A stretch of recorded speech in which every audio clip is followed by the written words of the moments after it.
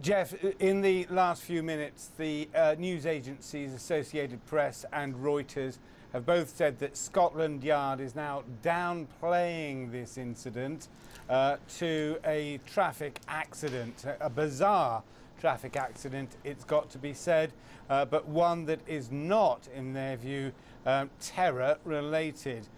You can understand, of course, in this city that over the last 6 months, which has seen a number of incidents where cars and other vehicles have been used by terrorists to target pedestrians. You can see from that why there's been such a massive reaction. I've just returned from the scene at the Natural History Museum. It is a sea of blue lights and sirens. The main trunk road into London, just outside the Natural History Museum, Jeff, has been entirely closed down. There is a 300-metre exclusion zone right around the museum. When this incident happened, it was very quickly that the police were on the scene, running to where the driver had been taken from his car and detained by security guards from the museums. The museums themselves then shut all their doors, allowing only people to leave the buildings. The police ran to the scene, shouting at pedestrians, "Run and keep on running." It was a very effective operation, although luckily and thankfully it has turned out to be entirely unnecessary. The injuries to those who've been involved in this are said by police to be minor injuries. They will be tended in hospital.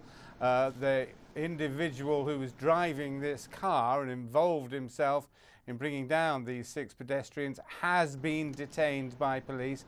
But just to report to you again, Jeff, this is not being regarded by Scotland Yard as a terrorist-related incident, just a very, very bad and unfortunate bit of driving. Now, for those that don't know London as well as you and I, Richard, South Kensington is a very popular area, isn't it? It's right in the heart of things.